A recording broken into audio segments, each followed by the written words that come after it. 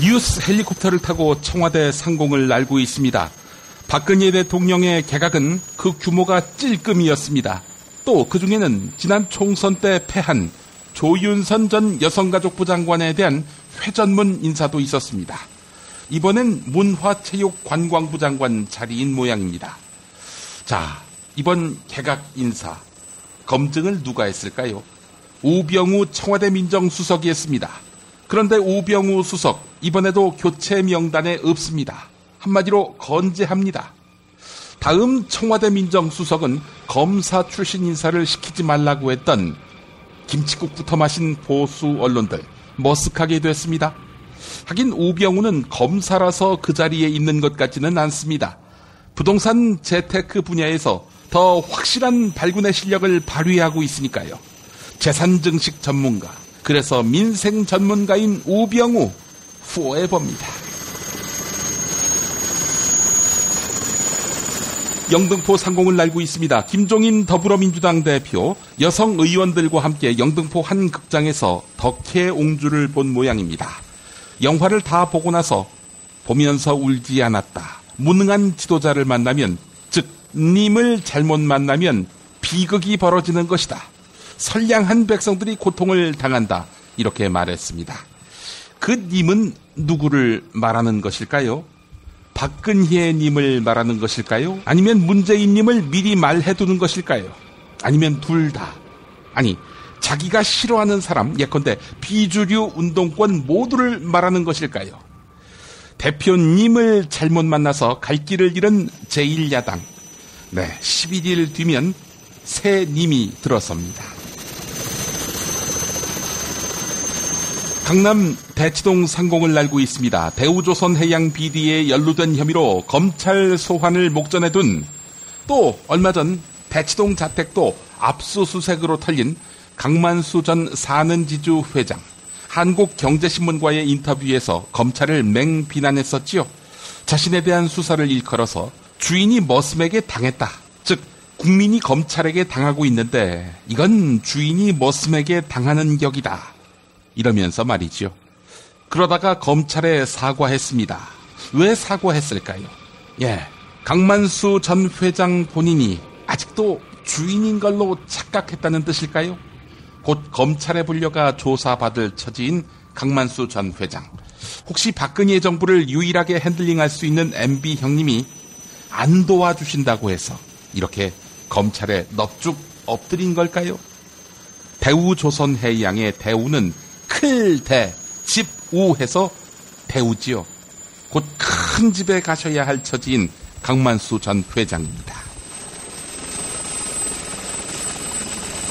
다시 청와대 상공으로 날아왔습니다. 최근 박근혜 대통령이 새누리당 이정현 신임 대표를 비롯한 여당 지도부와 함께한 오찬 메뉴에 고가의 희귀버섯, 송로버섯 요리를 내놓았죠. 환경운동연합 장재현 공동대표는 송로버섯보다 샥스핀이 문제라고 지적했습니다. 샥스핀은 상어 지느러미 요리죠. 지느러미만 잘라내고 몸통을 버려서 상어를 극도로 고통스럽게 하는 건데요. 세계적으로 이 요리는 비난의 대상이 되고 있다는 것입니다. 그래서 잔인한 밥상이라는 비판도 나오고 있습니다. 잔인하다, 잔인하다, 잔인하다. 현 정부 국정운영 방향과 정체성에 부합해 보이는 밥상인데요. 안 그런가요? 자, 저는 광고 듣는 사이에 앵커석으로 자리를 옮기겠습니다.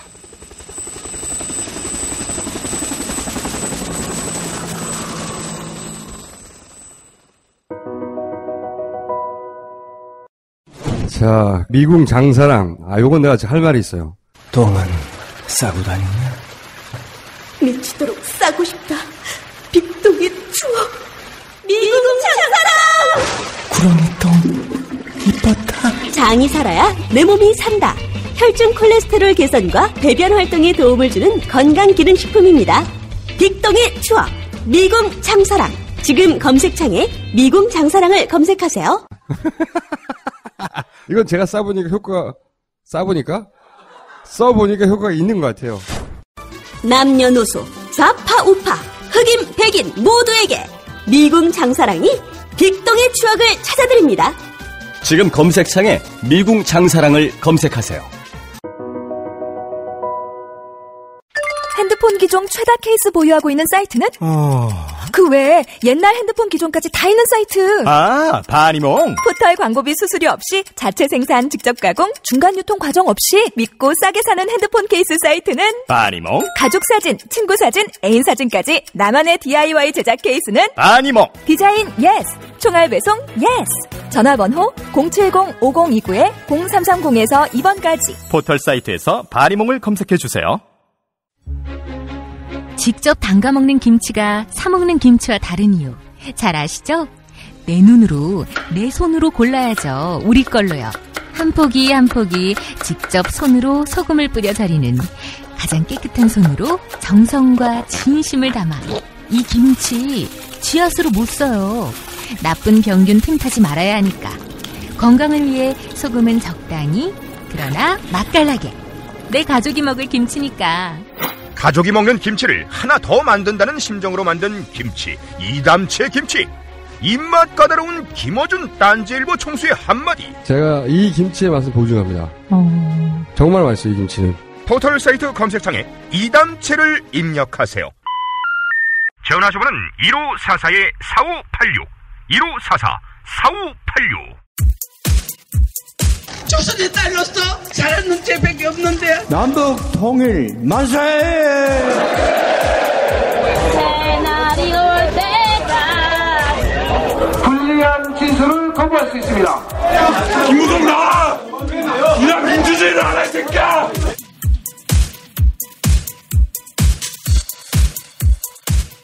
뉴스는 현장이다로 이어갑니다.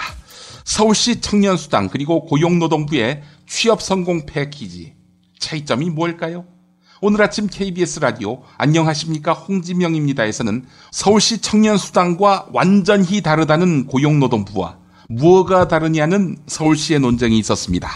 먼저 장신철 고용노동부 정책관, 우리는 청년수당과 달리 취업에 필요한 비용을 딱딱 지원한다 이렇게 말했고요. 전효관 서울시 혁신기획관은 정부 정책은 며칠 만에 급조해낸 것이라며 골간과 방향은 서울시 것 그대로라는 입장입니다. 차례로 들어보시죠. 제 질문은 왜 이렇게 현금 주는 걸 갑자기 시작했냐 이런 얘기입니다. 이게 일각에서는 이런 얘기가 나와요. 취업 성공 패키지에 참여했던 30여 명이 서울시의 청년수당 쪽으로 갈아타는 바람에 부랴부랴 이런 정책을 고용노동부에서 내놨다 이런 얘기 나오지 않습니까? 결국은 서울시 청년수당 정책을 표절하고 베꼈다 이런 얘기가 나오고 있는데 이걸 어떻게 받으십니까? 그거는 아니고요. 이 서울시 청년수당과 이번에 희망재단에서 지원하고자 하는 이 수당은 근본 취지가 다릅니다. 그리고 연간 그 취성패에 참여하는 청년들이 한 21만 명 정도나 되기 때문에 뭐 30여 명 정도가 뭐 이탈을 했는지는 모르겠습니다만은 그것은 아직 뭐 숫자적으로 미미하고요. 이 국가에서 지원하는 지금 현재 취업 성공 패키지 사업 이런 것들이 1, 2, 3단계를 거치면서 굉장히 8년의 역사를 가진 굉장히 아주 대표적인 사업입니다. 그래서 그 3단계에 필요한 요 구직활동 비용 지원이 필요하다는 게 뭐 연초부터 검토가 돼서 이번에 시행을 한 것이지 뭐 전혀 갑작스럽게 이번에 검토를 해서 급작스럽게 발표를 한 거는 아닙니다. 서울시의 청년수당은 취업 기회의 박탈이다 이렇게 정부가 비판을 하고 있는데 일반 국민들이 받아들이기에는 사실 서울시 사업이나 고용노동부 사업이나 잘 구체적인 건 잘 모르고 무슨 현금을 준대더라 이것만 머릿속에 남는데 이 현금 나눠주는 건 마찬가지 아닌가. 선심성이 아니다 이렇게 얘기하는데 서울시 거는 선심성이고 고용노동부는 선심성이 아니라는 그 근거는 어디에 있습니까? 그 서울시에서 주는 청년 수당은 그 당장 취업은 안 하더라도 들어가는 그 취업 준비 비용 그러니까 학원 수강비나 교재비나 뭐 자격증 취득 비용 이런 것까지를 지원을 합니다. 그리고 공무원이나 뭐 교사, 경찰이 되겠다고 그래도 그런 비용들을 지원을 하거든요. 그래서 일종의 뭐 자격증 자격증 취득 같은 거를 위한 뭐 스펙 쌓기 비용으로도 이게 활용이 됩니다. 근데 저희 요번에 그 희망재단에서 지원하는 것은 그 취업에 직접적으로 수반되는 필요한 비용, 아까 말씀드렸다시피 면접비나 숙박비나 교통비 이런 것들을 딱딱 지원을 해주게 됩니다. 예. 그러니까 이런 것들은 낭비 요인이 전혀 없는 것이죠. 저희 국가적으로는 안 그래도 지금 청년들이 공무원이나 공공기관 시험에 매달리는 비중이 굉장히 높지 않습니까? 예. 근데 여기다가 또 정부나 지자체가 이 취업 준비 비용을 지원을 하는 것은 네. 인력의 쏠림 현상이 더더욱 가속화될 수 있기 때문에 저희는 바람직하지 네. 않다고 보고 있습니다. 제가 듣기로는 그냥 며칠 만에 급조해낸 정책이라고 들었습니다. 그래서 네. 아직은 정책에 대해서 평가할 만한 기준을 가지고 있지는 않지만 다만 이제 고용노동부가 청년들의 구직 과정에서 겪는 문제를 좀 인정하기 시작했다. 이런 네. 것은 좀 바람직한 예. 방향 아닐까 생각하고 있습니다. 며칠 만에 급조했다는 생각이 드는 그 이유는 어떤 점에서 그럴까요? 그러니까 이제 어떤 그러니까 취업 성공 패키지에 참여하시는 분들 중에서 어떤 기준으로 지원하시는 건지 잘 모르겠고. 네. 그다음에 이제 상담원이 추천한다 이런 얘기가 언론에 보도됐더라고요. 예. 그러니까 이제 그런 기준은 무엇인지도 잘 모르겠고, 그다음에 청년 희망재단은 민간재단이잖아요. 예. 그리고 민간재단에서 이사회 의결도 거치지 않은 거라고 하더라고요. 그러니까 이게 절차에도 굉장히 문제가 많고, 그래서 왜 이렇게 일을 급하게 하시는지는 잘 모르겠으나, 예. 조금 이런 것들을 조금 사회적인 공론장에서 충분히 토론하고 청년들 의견도 좀 수렴하고 네. 좀 현장을 좀 중시하는 태도 같은 것들이 좀 아쉽다 이런 생각하고 있습니다. 정부의 취업 수당이 허용된다면 서울시의 청년 수당도 허용돼야 한다 이런 입장이실 텐데 어떻습니까? 취업 수당과 청년 수당 결국은 좀 비슷한 유사한 정책이라고 보십니까? 저희는 이제 지금 구직 과정에서 청년들이 이제 겪는 어려움이 이제 시간과 비용의 문제다. 이렇기 때문에 이제 이런 분들에 대한 지원을 강화해야 된다. 그래서 네. 이 구직에 진입하는 것 자체가 굉장히 지금 어려워져 있기 때문에 이런 안전망을 깔아줘야만 좀 사회적으로 고용 문제를 좀 해결할 수 있다. 이렇게 이제 저희가 생각을 해서 이런 정책을 만들었거든요. 예. 그런데 그런 정책 취지를 인정하신 거니까, 그리고 당연히 직권 취소나 지금 이렇게 하신 부분들은, 예. 저희로서는 완전한 합의까지 이루었던 것을 그쪽에 불가피한 사정으로 바꾼 것이잖아요. 그래서 그런 것들을 너무 당연히 처리되어야 되는 거라고 생각을 합니다. 자, 앞서 들어봤지만 고용노동부는 두 수당의 차이가 있다 이렇게 주장하고 있습니다. 고용노동부의 수당 지원은 적극적인 구직 청년에 제한하고 있다. 다시 말해서 취업 성공 패키지에 참여해서 이미 3단계까지 온 그러니까 취업 직전 단계에 있는 그런 청년들에게 실질적인 면접비라든지 교통비라든지 이런 걸 지원하는 반면에 서울시의 청년수당이라는 건 취업 계획서만 내면 이것이 타당한지 어쩐지 이것만 가지고 심사해서 준다는 건데 이게 어떻게 갔느냐 지금 이런 얘기 아닙니까? 어떻게 받아들이십니까? 그러니까 하나는 지금 청년들이 구직을 원하는 범위는 워낙에 다양해지고 이미 산업사회 접근법으로는 통할 수가 없을 정도로 다양해요. 그래서 예. 정부가 구사하는 취업 성공 패키지는 구직을 원하는 청년들 중에 아주 일부를 감당하고 있을 뿐이거든요. 그래서 예. 현실 변화라는 것들이 있기 때문에 이런 부분들을 좀 보셨으면 좋겠고, 그다음에 또 하나는 이기권 노동부 장관이 인터뷰 하시면서 기자 브리핑 하시면서 계속 무슨 서울시 청년 수당 얘기만 하셨대요. 그래서 그걸 보던 그 청년 하나가 네. 무슨 장관이 저렇게 어떤 정책에 대해서 자기 이야기를 해야지. 그러니까 좀 협력할 자세를 전혀 가지고 계시지 않은 것 같다. 그냥 예. 경쟁 상대로 보고 저렇게 장관이 이야기를 하셔도 되나? 이런 의문을 청년들이 가질 정도로 지금 이상한 패러다임 속에서 움직이고 계시는 것 같아요. 그래서 예. 고용노동부는 이 전국적으로 사실은 이런 청년의 지금 구직 문제나 이런 걸 해결해야 되잖아요. 그게 네. 국가가 고용노동부를 설립한 그 국가기관의 최소 의무일 거고, 그러니까 이런 부분들에 지금 청년의 다양한 욕구와 필요로부터 출발해서 이런 사업을 어떻게 전국적으로 확대할 수 있는지 좀 현장에 가서 좀 얘기를 좀 들어보셨으면 좋겠어요. 예. 자, 그런데 뭐 청년들의 취업을 위한 정책이 사실은 현금 주는 게 다가 아니지 않습니까? 네, 그렇습니다. 네. 네. 자, 그러면 지금 서울시의 청년수당에 대해서 일각에서는 선심성 사업이다, 포퓰리즘 정책이다, 나아가 내년 대선 앞두고 박원순 시장이 세금 뿌려가면서 돈으로 표를 사고 있다 이런 비난까지 나옵니다. 이거 여기에 대해서는 어떤 입장이십니까? 이제 우리가 문제를 볼 때 저희가 이제 청년들하고 한 2년 동안 그러니까 정부 정책의 공백은 어디에서 발생하고 한계는 뭐가 있는가를 2년 동안 계속 논의해가 오면서 정말 이렇게 아래로부터 만든 정책입니다. 그래서 이런 정책을 예를 들면 지금 일자리 문제를 전 세계적으로 어디도 못 풀고 있지 않습니까? 그래서 기존의 방법과 기존의 틀이 문제를 못 풀 때에는 현장과 당사자 얘기로부터 문제를 풀어야 된다.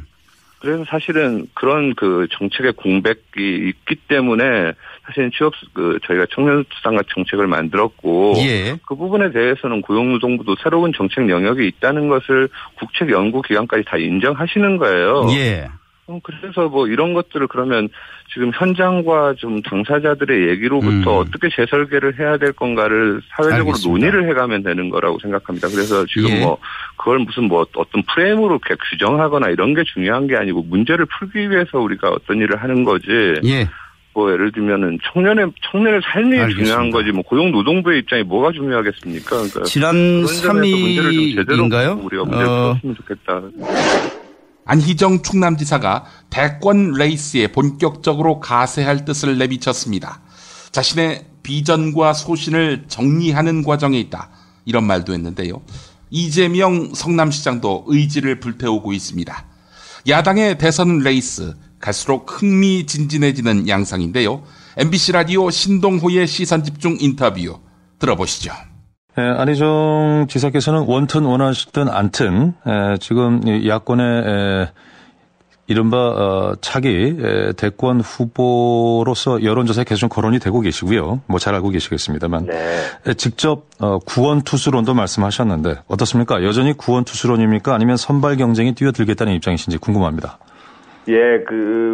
모든 정치 지도자들과 또한 도전은 시대적인 소명의식을 자기가 확고히 갖게 된다면 또 그리고 그 소명의식을 감당할 자기 스스로의 대안과 비전이 갖추어졌다면 그것은 우리 모두를 위해서 도전해야 되는 일이라고 생각을 합니다.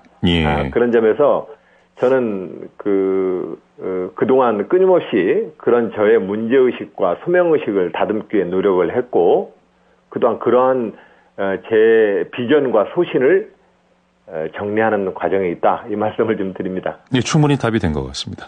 한 30초밖에 시간을 못 드려서 아쉽습니다만 그 시대적 소명의식, 이 시대가 담고 있는 소명이 어떤 거라고 보시는지요? 언제나 국가공동체 국민 모두의 평화와 안정, 번영, 생존권과 생명을 보존하는 일, 이 일이 어떤 시대나 모든 지도자에게 주어진 사명입니다. 그리고 그것을 수행하기 위한 지도자의 지도력은 핵심적으로는 민주주의 정신에 있다고 생각을 합니다. 민주주의 리더십을 좀 더 확고히 높이고 사회의 합리성과 균형을 높여서 국민 모두에게 공정한 기회를 보장하는 나라, 그 나라를 국민들은 원하고 있다고 생각합니다. 국방부가 성주 제3회 장소에다가 사드 기지를 모색하는 모양입니다. 김인수 성주 사드 배치 투쟁위원회 위원장은 이것은 성주 군민에게 혼란을 줘서 촛불을 끄기 위한 트릭이다. 이렇게 분석했습니다. 내일 국방부 관계자들이 주민을 만난다고 하는데요. 잔꾀로는 통하지 않을 것 같습니다. CBS 라디오 김현정의 뉴스쇼 인터뷰 들어보시죠.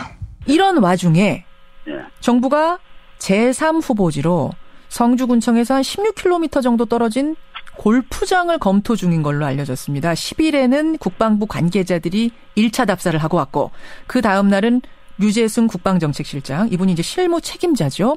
류 실장이 답사를 하고 간 걸로 알려졌는데 목격하신 분들 계세요?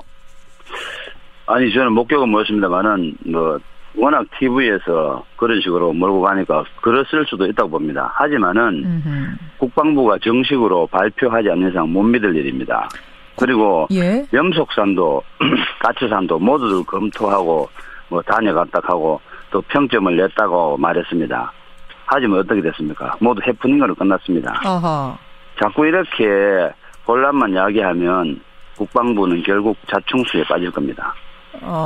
이게 무슨 국방부에서 약간의 뭐 트릭이라고 할까요? 일종의 그렇게 보시는 거예요? 네, 저는 저희들은 그렇게 보고 있습니다. 왜 자꾸 이런 혼란을 야기시키는지. 물론 어느 곳이나 산이 많잖아요, 지역에. 예, 그 산들은 혹자들에 의해서 거론될 수는 있습니다. 하지만은 정부의 그 최적지의 정책이 예. 3일 만에 4일 만에 바뀌어서 이렇게 또 딴 곳을 언론에 유포하면서 우리를 혼란 주는 거는 결국 정산에 배치하기 위한 그 트릭이 아닌가 이렇게 생각하고 있습니다. 그러니까 군민들한테 혼란을 주면서 뭔가 흘리면서 지금 확인해 준 것도 아니거든요. 그렇죠. 뭔가 슬쩍슬쩍 흘리면서 혼란을 주면서 그 안에서 다른 이야기가 나오길 유도하는 거 아니냐 이런 생각하시는 거예요? 지금 결국 그런 식으로 좀 나오고 있잖아요. 나오고 있으니까 우리는 그래 보는 거죠. 마당의 촛불을 끄기 위한 예. 그런 트릭이라고 봅니다. 아니 저는 사실은 제3후보지를 보고 갔다 이런 얘기들이 들리길래 지난 4일에 TK 국회의원들하고 박근혜 대통령이 만나지 않았습니까? 예. 그때 박근혜 대통령이 성주군이 추천하는 새로운 지역이 있다면 면밀히 조사하겠다라고 제3지대론을 처음 꺼내셨어요. 예. 그래서 그때 혹시 TK 의원들이나 국민들이 그런 의사를 좀 전달했던 건 아닌가, 뭔가 얘기가 좀 오고 갔던 건 아닌가, 그래서 답사까지 이루어진 건 아닌가 이런 생각했는데 아닙니까? 그랬을 수도 있죠. 저희들이 참석을 안 했기 때문에. 그런데 이제 우리가 필드에서 생각하는 거하고 예. 중간에 전달이 안 됐겠지만은 중간에 정부가 이야기하는 부분하고는 차이가 많으니까 예. 우리는 전혀 공감하지 않습니다. 성주 군민들은 적어도 제3지대 얘기한 적 없다 이 말씀이세요? 그렇죠. 근데 제3부지로 골프장을 지금 얘기하는 이유는 롯데 골프장을 거기가 해발 고도가 높답니다. 예. 680m 해발. 지금 후보지보다 380m가 더 높거든요.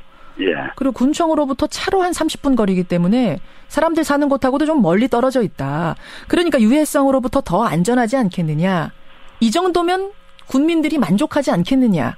이런 건데 어떻게 보세요? 근데 그 유해성 부분이 예. 가까이 있든 멀리 있든 우리가 느끼는 거는 똑같습니다. 결국 성주 안에 있잖아요, 그게. 예. 성주 안에 있고 우리가 이제 날이 갈수록 자꾸 사드에 대한 공부도 더 하게 되고 처음에는 성산포대에 단편적인 이야기하는 사람이 많았었는데 이제는 성주를 이야기합니다.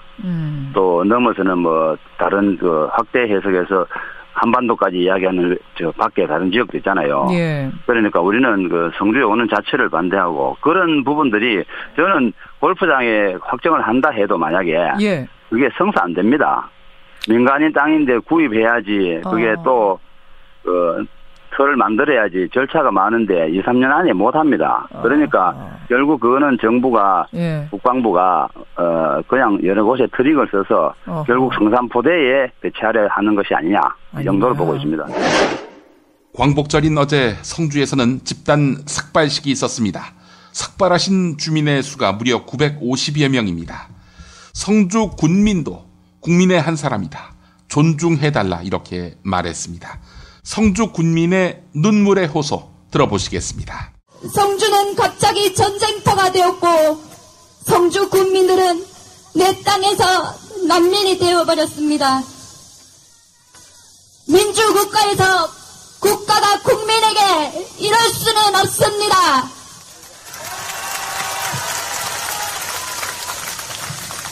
간곡히 호소하오니 대통령님께서 사드 배치에 관해 민주적 절차에 따라 원점에서 재검토하겠다고 선언해 주십시오. 대통령님께서 취임하실 때 읽었던 헌법 제69조의 선서를 다시 한번 상기해 주십시오. 나는 헌법을 준수하고 국가를 보위하며 조국의 평화적 통일과 국민의 자유와 복리 증진 및 민족 문화의 창달에 노력하여 대통령으로서의 직책을 성실히 수행할 것을 국민 앞에 명숙히 선서하였습니다.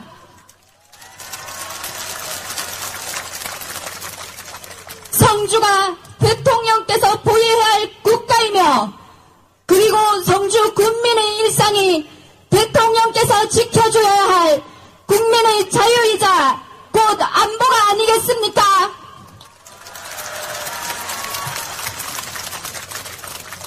박근혜 대통령님, 지금의 이 뼈아픈 모습을 눈으로만 보지 마시고 가슴으로 봐주시길 바라며 지금의 이 한 맺힌 목소리들을 귀로만 듣지 마시고 마음으로 들어주셔서 꼭 기억에 담아주시길 바랍니다.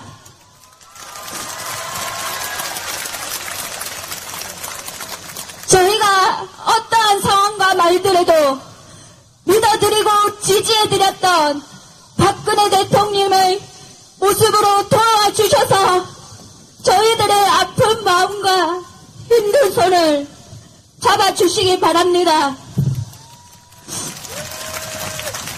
오늘 이 모습을 꼭 기억해 주십시오.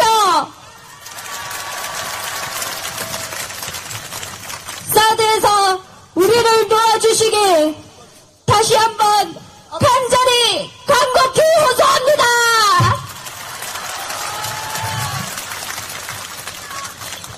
눈물을 호소합니다. 고단한 국민의 사랑을 헤아려 주십시오.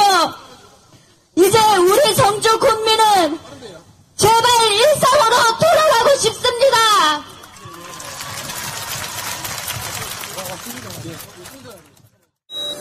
생활고 때문에 건강보험료를 내지 못한 사람들에게 병원은 사치입니다. 당신의 기부가 누군가에겐 건강할 권리를 찾는 소중한 기회가 됩니다. 검색창에 아름다운 재단을 검색해주세요. 중고차 거래하면 일이 술술 잘 풀리는 조광래 중고차 1800-9538 고맙습니다. 노력한 만큼 내어주는 자연, 그 자연의 마음을 알기에 정성농장 홍삼. 검색창에서 정성농장 홍삼을 검색해주세요. 010-9754-6972.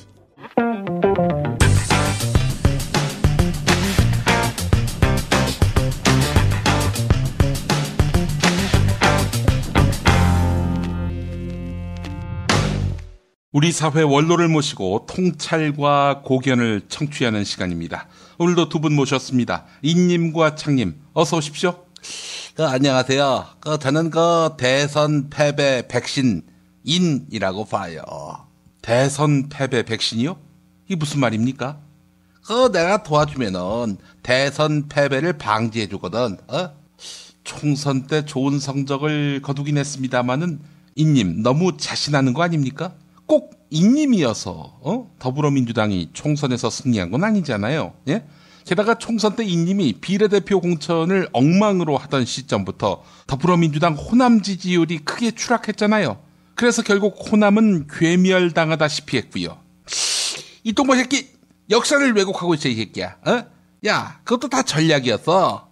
그때 지지자들을 잔뜩 긴장시켰으니까 나머지 지역에서 대승한 거 아니야. 그래서 내가 1등으로 만들어줬고.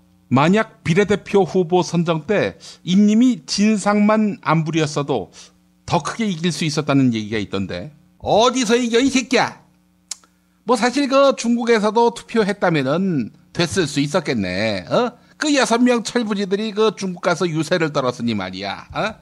하여간 내가 허자는 대로 하고 따라오라고 했을 적에 따라오면은 된다고 봐요. 사회자. 네, 창님. 저 친구 서강대 나왔다고 하는데 왜 이렇게 말이 많아? 서강대 나오면은 말을 많이 하면 안 됩니까? 사회자, 당신은 어느 학교 나왔어? 저 강남대학교 나왔다고 말씀드렸지 않습니까?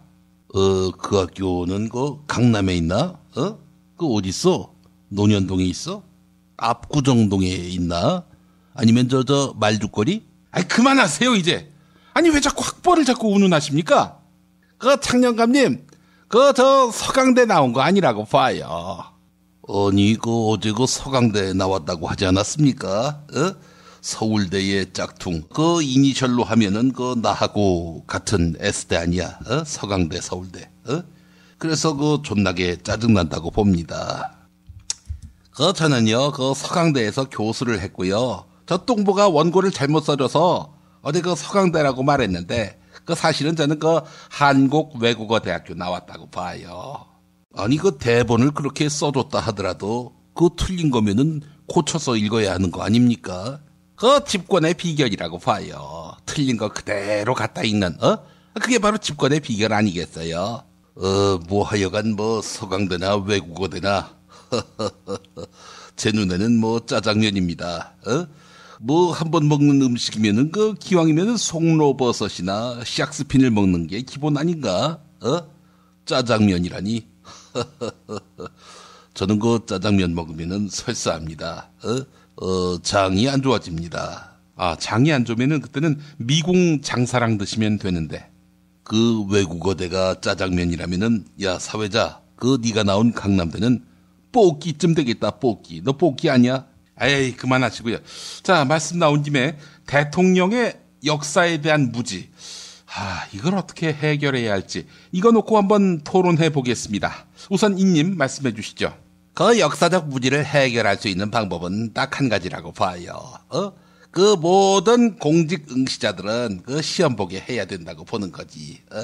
지도자감이라고 하는 사람은 기본적으로 학식이 있어야지. 그냥 아무 미천도 없으면서 운동권이라고 해서 또 시민단체에 있었다고 해서 그딴 것들이 마구잡이로 정치를 하고 또 권력을 가지니까 나라 꼴이 엉망이라고 봐요.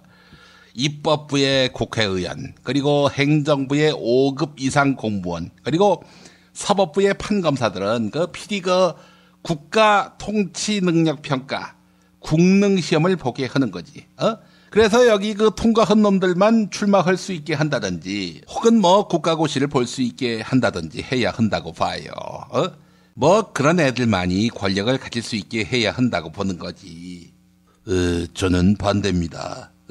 시험 따위는 보지 말고, 아니 입법, 사법, 행정부 요직에 오르려면은 서울대는 나와야 하지 않겠습니까? 아니 서울대 아닌 학교를 나와가지고 어떻게 공직을 맡을 수가 있겠습니까? 창녕감님, 외국어대도 거기 좀 끼워줘야 한다고 봐요. 외대도 끼워달라고? 왜 돼야 하는데? 네, 지금 말씀을 들어보니까 다들 이런 얘기인 것 같습니다. 일정한 자격을 갖추어야만 정치에 참여할 수 있다. 권력을 가질 수 있다.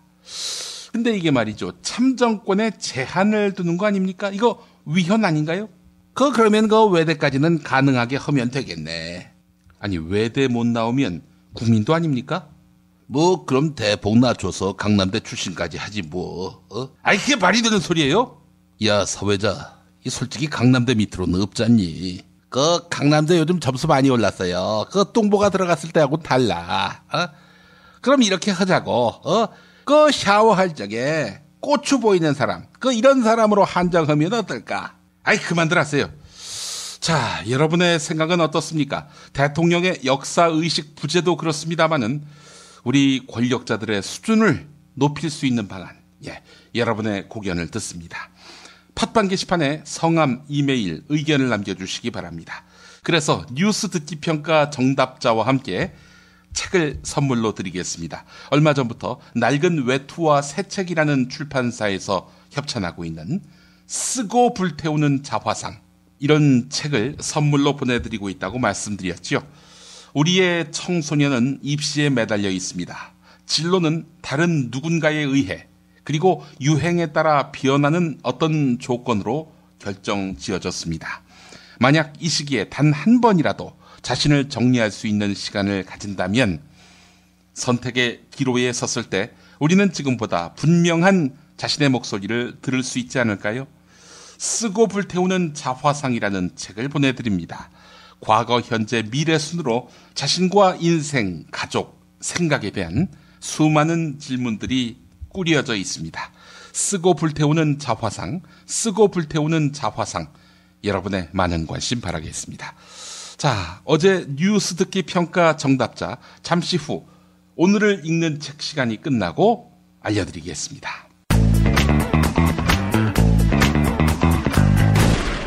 박근혜 왜 저러지? 문재인, 김무성, 안철수는 또 왜 저러지? 뉴스로는 알 수 없는 진짜 정치 현장 이야기. 한겨레 정치팀 기자들이 취재 수첩을 낱낱이 공개합니다. 본격 정치관찰 팟캐스트. 언니가 보고 있다. 팟빵에서 언니를 검색하세요. 한겨레 정치바와 함께하는 정치 한 건에서. 정치 한 건에서 시간입니다. 오늘도 한겨레 정치팀 정치바의 김원철 기자 만나보겠습니다. 김원철 기자님. 네, 안녕하세요. 예. 청와대에서 찔끔 개각을 했군요. 예, 굉장히 충격적이죠. 오늘 아침 9시 30분 정도에 예. 개각 명단을 발표했고 10시부터 보도가 됐는데요. 예. 뭐 당연히 법무부 장관은 교체가 되는 게 아니냐 이렇게 생각했었는데 예. 지금 발표한 명단을 보면 농림축산식품부 장관 후보자의 김재순 현 한국농수산식품유통공사 사장 예. 그리고 문화체육관광부 장관 후보자의 조윤선 전 여성가족부 장관 그리고 환경부 장관 후보자의 조경규 국무조정실 2차장 이렇게 지명했어요. 그러니까 예. 농식품부, 문광부, 환경부 이렇게 세 부서 장관만 교체한 거죠. 예.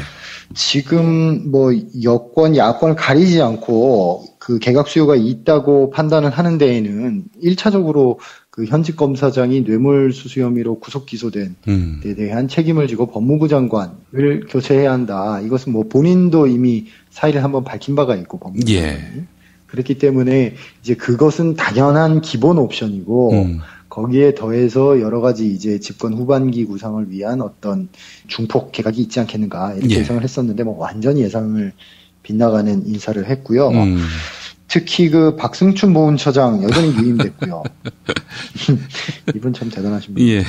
그리고 윤병세 외교부 장관 같은 경우에는 사드 배치 과정에서 좀 배제된 거 아니냐 그런 한겨레가 보도하기로도 윤병세 예. 외교부 장관이 반대했다.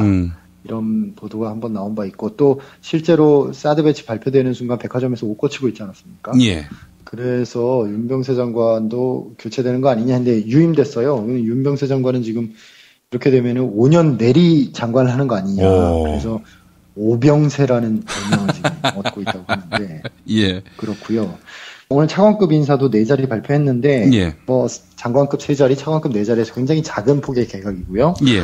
그리고 더더욱 많은 사람들의 관심을 끌었던 우병우 민정수석에 대해서는 아무런 언급이 없이 넘어갔습니다. 예. 우병우 민정수석이 이번 장차관 후보들 검증 작업을 맡아서 했을 텐데 예. 참 그렇습니다. 예. 아니 본인보다 더 나쁜 사람을 거르지 않았겠습니까? 본인보다 더 나쁜 사람. 근데 그런 사람이 있을까요? 그러게 말입니다. 이번 그 개각의 특징을 보면 이제 친박 재활용이라는 트렌드가 좀 두드러지는데요. 예. 친박계가 기본적으로 인재풀이 굉장히 좁잖아요. 좁아서 돌려막기에 능한데 이번에 그 돌려막기의 최종판이 탄생했다. 조윤선 전 청와대 정무수석 이분 같은 경우에 이제 집권 첫 여성가족부 장관 지냈죠. 그리고 예. 정무수석 지냈고 다시 문광부 장관으로 돌아오는 또 그 사이에는 또 총선에 나갔다가 경선에서 떨어지지 않았습니까? 예. 그러니까 뭐 친박 재활용의 절정이다 이런 얘기를 듣고 있어요. 지금 좀 더 자세히 살펴보면 지난 총선 때 그 당내 경선에서 비박계인 이해훈, 김종태, 박성중 의원에게 조윤선, 김재원, 강석훈 이분들이 다 져서 공천도 못 받았거든요. 예예. 이분들을 다 청와대로 불러들인 거죠. 조윤선 후보자는 장관으로 불러들인 거고 예예. 김재원은 정무수석, 강석훈은 경제수석 이렇게 불러들였는데 예. 이것은 뭐 친박 핵심들을 내각과 청와대에 포진시켜서 임기 후반을 이제 친정체제로 강화하겠다 이런 포석으로 보이고 뭐 당도 이정현 대표가 되면서 확실한 친정체제가 구축됐고 뭐 이런 식으로 우리끼리 임기 후반을 뭐 이끌어 나가 보겠다 이런 의지로 해석할 수밖에 없을 것 같습니다. 예. 이명박 정권 때도 그 회전문 인사, 돌려막기 인사 이게 논란이 됐었잖아요. 예. 그때는 그래도 비교적 인재풀이 넓었는데 친박 정권 시대에는 이거 뭐 박근혜 대통령에 대한 충성도를 기준으로 친박 구심이 형성됐는데 말이죠. 자, 그런데 지금 이 좁은 인재풀에서 그 이 사람 저 사람 계속 돌려 쓰려다 보니까 그분들은 뭐 실업급여 받을 새도 없겠어요? 그렇기도 하고요. 예. 그 박근혜계 친박계 자체가 그 친이계 친박계가 경선을 할 때 보면은 아무래도 조금 양질의 보수다 하는 분들은 거의 다 이명박 쪽으로 갔었고 좀 B급이다 하는 분들이 이제 박근혜계에 줄 섰었는데 그러다 보니까 인재풀이 좀 처참하고요. 게다가 이 청문회에서 낙마하는 것에 대한 굉장한 부담감이 있다고 합니다. 그럼 어느 정권이나 마찬가지인데 예. 그러다 보니까 이제 장관 인선의 최우선 기준이 청문회 통과라는 거죠. 그러다 보니까 이제 조윤선 의원 같은 경우에는 뭐 완전 돌려막기로 지금 장관을 한 정권에서 부처를 바꿔가면서 하는 이런 희귀한 케이스가 됐고요. 예. 지금 결국 이번 개각으로 그 종합적으로 보면 주요 부처 차관이 또 모두 청와대 비서관 출신이 장악했어요. 예. 지금 기재부, 미래부, 통일부가 그렇고 오늘 그 산자부 차관의 정만기 비서관이 임명됐거든요. 이런 인사 패턴이 반복되는 이유 역시 청문회 통과가 주요하게 고려가 된 거고. 예. 장관 낙마에 대한 이 부담감이 굉장히 큰 것 같습니다. 예. 뭐 한 번 할 때마다 계속 털리니까 또 뭐가 계속 나오니까 개각만 하면은 이건 뭐 정권의 그 부담을 질 수밖에 없는 그런 상황이기도 하고 말이죠.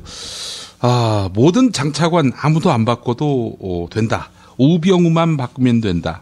이런 얘기가 나올 정도였는데 우병우는 끝내 안 바꾸는군요. 우병우 민정수석 없이는 지금 국가 운영이 불가능하다. 이렇게 판단하고 있는 게 아닌가 싶고요. 네. 얼마나 이 정권이 취약한가 이런 것이 오늘 그 개각으로 네. 여실히 증명된 게 아닌가. 예. 우병우 수석을 그대로 둠으로써 앞으로 있을 어떤 정치적 부담, 리스크 이건 뭐 그냥 안고 가겠다는 거 아닙니까? 뭐 뭉개고 가겠다는 거죠. 지금 예. 뭐 사실 여당도 이정현 대표로 친정 체제가 구축됐기 때문에 박근혜 대통령 입장에서는 눈치 볼 게 없고 그 이정현 대표가 청와대에 가서 탕평 균형 인사, 능력 인사 이런 건의했잖아요. 예. 그런 데에 대해서도 뭐 깡그리 그냥 내시니까 그냥 무시해버린 것 같아요. 예. 많이 들릴 필요 없죠. 이정현 대표의 뜻과는 달리 당과 청와대가 대치할 수밖에 없는 그런 상황, 대립할 수밖에 없는 그런 상황이 왔을 때에 그때도 그냥 뭐 청와대에서 한 말씀 하신 거 우리가 따라야지 어떻게 하겠느냐 이렇게 나온다면은 아마 이정현 대표 리더십에 아주 심대한 그런 타격이 있지 않겠는가라는 생각을 해봅니다. 그럴 것 같습니다. 예, 알겠습니다. 자, 지금 더불어민주당을 비롯한 야3당이 청문회 추진하고 있지 않습니까? 예, 기획재정위하고 정무위에서 조선해운업 구조조정 청문회 열기로 했고요. 예. 이게 23일부터 25일 3일간 열리는데 이제 항상 청문회 때마다 중요한 건 증인이잖아요. 예. 누구를 부를 것이냐. 증인인데 지금 핵심 쟁점으로 떠오르는 게 새누리당 최경환 의원 그리고 안종범 청와대 정책조정 수석비서관 이 두 사람을 증언대에 세우느냐 마느냐 이것이 지금 핵심입니다. 아니 안 세우면은 뭐 서별관 회의 청문회를 할 이유가 없는 거 아닙니까? 맞습니다. 잘 알다시피 그 대우조선해양에 대한 산업은행, 수출입은행의 그 자금 지원이 결정될 때 최경환 의원이 경제부총리 겸 기획재정부 장관이었죠. 그리고 안종범 수석은 당시 청와대 경제수석으로서 청와대 서별관 회의의 주역들 아닙니까? 그렇죠. 그러니까 당연히 이 청문회를 하기로 했으면 안 한다면 모를까. 하기로 했으면 증언대에 세울 수밖에 없는 상황인데 뭐 당연히 지금 국민의당과 더불어민주당은 두 사람을 청문회 반드시 세워야 한다. 이렇게 주장을 하고 있는데 정지석 원내대표는 반대를 하면서 뭐라고 하냐면요. 미래로 가는 청문회가 돼야 한다. 과거의 잘못을 찾아내고 재발을 방지하는 그런 청문회가 되도록 해야 한다. 지금 3당 원내대표가 국민 앞에서 선 추경 후 청문회 합의한 이상 추경안 처리에 만전을 취하고 그다음에 이제 청문회 증인 채택 문제를 좀 따져봐야 된다. 이런 식으로 얘기를 하고 있는데 뭐 미래로 가는 청문회가 되기 위해서라도 정확히 당시 책임 있는 자리에 있었던 사람들을 증언대에 세워야 내실 있는 청문회가 되지 않겠는가. 아마 그 정진석 원내대표는 자기가 얘기했지만은 말이 안 된다라고 스스로 생각할 거예요 아마. 뭐 어떡하겠습니까. 그렇죠. 본인도 참 논리를 만들기가 쉽지 않을 거예요. 노무현 정부 때 같은 논리라면은 요직에 있는 사람들 부르지 말았어야지. 그렇지 않습니까? 그렇죠. 하여튼 본인 말은 이제 본인이 과거에 했던 행동으로서 반박이 되니까 말이죠. 그렇습니다. 그러면은 이제 청문회는 열리게 되는 거고 최경환 의원이 나오지 않는다면은 야당 의원들은 최경환 의원 뒷담화만 하고 끝날 청문회 아니겠어요? 그렇죠. 그리고 이 지금 청문회를 합의하면서 야당에서 추가 경정 예산안 처리해주기로 했거든요. 예. 근데 지금 본인들이 받을 건 받고 지금 청문회에는 이런 식으로 나오겠다 이렇게 되면은 먹튀가 되는 거죠. 그렇죠. 예. 그래서 우상호 원내대표가 지금 추경 예산 통과는 확보했으니까 청문회는 부실하게 진행해도 좋다는 거냐 이런 식으로 공박을 하기도 했는데 어떻게 진행될지 지켜보면 좋을 것 같습니다. 아니 그 우상호 원내대표는 이런 상황이 올 거라고 예측을 못했나요? 그러니까 합의를 할 때 추경과 청문회를 맞바꿀 때 이런 중요한 내용까지는 다 사전에 컨펌을 받고 이렇게 합의를 했어야 되는 거 아니겠는가 하는 생각이 드는데요. 맞습니다. 요거는 현금이고 요거는 지금 어음과 현금을 교환한 꼴이 되는 거죠. 예. 이 만약에 우리가 속았다 이러면은 이거는 속은 게 아니라 스스로 모자람을 인정하는 꼴이 돼버리는 거죠. 사실 새누리당 저러는 건 한두 번 본 거 아니잖아요. 국회에서 흔히 쓰는 전략이죠. 이게 일단 합의를 해준 다음에 이제 악마는 디테일에 있다고 디테일한 부분에서 어깃장을 놓음으로써 실질적으로 합의를 무력화시키는 그런 방식을 쓰는 거죠. 네. 이런 우상호 원내대표를 보면서 운동권 욕하는 사람들 참 이해를 할 수가 없어요. 너무 과격하다 이러면서 운동권을 비난해 오지 않았습니까? 뭐가 과격하고 뭐가 이렇게 선동 정치를 했다는 건지 이렇게 물에 술 탄 듯 술에 물 탄 듯한 정치가 또 어디 있습니까? 예. 하여간 운동권 정치에 대한 그런 비난은 전혀 합리적이지 못하다 이런 생각을 또 해보게 됐습니다. 예. 김원철 기자님 오늘 고생하셨습니다. 네, 고맙습니다. 예. 아유, 저 사고 큰데 사람이 많이 다쳤겠어요. 아니, 저 차량은 뭐가 그리 급하다고 과속 운전에 끼어들기까지 하나? 아니, 근데 운전자 보험은 가입했을까? 운전자 보험이요? 저런 인사사고 때에는 상대방한테 형사 합의금을 지불해주는 운전자 보험 말이에요. 변호사 비용도 주고 벌금도 보장해주는 운전자 보험. 자동차 보험에서 보장해주지 않는 대인 합의금을 보장해주는 보험 말이에요? 그거 굉장히 비싸지 않나요? 아니에요. 난 7,000원 운전자 보험 카페에서 가입했는걸요. 뭐라고요? 7,000원 운전자 보험 카페? 홈쇼핑에서도 월 2만원에서 3만원이던데. 버스도 승합차도 트럭도 자가용이라면 7,000원 운전자 보험 카페. 우와, 대박. 비싼 보험료 때문에 힘드시죠? 풀보장 운전자 보험을 저렴하게 만나는 가장 좋은 방법. 다음 네이버 카페에서 7,000원 운전자 보험을 검색해보세요. 전화문의는 02-849-9730. 10년차 베테랑 손해보험 전문 설계사가 평일은 물론 주말 공휴일에도 상담해드립니다. 다시 한번 전화문의는 02-849-9730. 7,000원 운전자 보험, 택시, 버스, 트럭 등 영업용 차량 운전자 보험도 상담해드립니다. 어머님, 아버님, 오래오래 건강하세요. 개업 축하합니다. 본세다 잠드소서. 결혼을 축하합니다. 형부, 우리 언니 반품은 안 됩니다. 차장 승진하신 주과장님, 주차장 되신 거 축하해요. 우리 같이 산 게 벌써 7년이나 됐네. 썩 짜릿했던 시간이었어. 선생님, 저도 사람이 되는군요. 선생님 덕분입니다. 하늘나라 가셨을 거예요. 곧 다시 만날 거고요. 태어나서 처음으로 여자에게 보내는 꽃이야. 너랑 닮은 꽃. 생일 축하해. 사랑과 축하, 위로가 있는 곳에 좋은 사람과 플라워. 1566-0263 1566-0263입니다.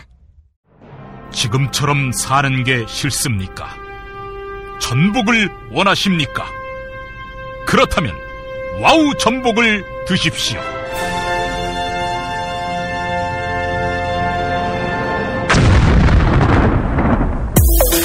와우! 전복을 먹으면 입맛 잃고 무기력했던 삶이 전복되고 시름시름하던 몸 상태가 전복됩니다. 답답하십니까? 전복하세요. 100% 완도에서 잡은 전복 중에 전복. 와우 전복. 한 번 맛보면 또 찾게 되는 와우 전복. 네이버에서 와우 전복, 와우 전복을 입력하세요. 전화번호는 010-2443-0818. 6살 하늘이 밥을 잘 안 먹어요. 엄마, 나 이거 맛이 없어요. 그만 먹을래요. 엄마의 걱정은 점점 더해가는데요. 그런데 이때 택배입니다. 연지연 곰탕이 배달됐어요. 직접 도끼로 팬 장작불 위에 한우 사골과 도가니를 가마솥에 한가득 넣고 24시간 끓인 진구. 연지연 곰탕이 하늘이 입에 들어가는 순간 맛있다. 엄마 한 그릇 더 주세요. 하늘이의 밥도둑 연지연 곰탕. 조미료 같은 첨가물이 전혀 들어가지 않아 엄마의 기쁨은 더하답니다. 연지연 곰탕은 강화군에서 김포시 방향으로 강화대교 건너자마자 있습니다. 한우 사골로 정성껏 구워 만든 연지연 곰탕. 한 그릇에 8,000원입니다. 198 이상 무료 배송합니다. 주문 전화는 010-7252-1114 010-7252-1114. 뉴스가 쉽다. 뉴스가 즐겁다. 뉴스가 알차다. 왜냐고요? 김용민 브리핑이니까요. 일부에서 주장하는 방송 장악은 그것을 할 의도도 전혀 없고 법적으로도 불가능합니다. 우리 공동체가 꼭 알아야 할 뉴스. 여러분의 뉴스 보좌관 김용민이 챙겨드립니다.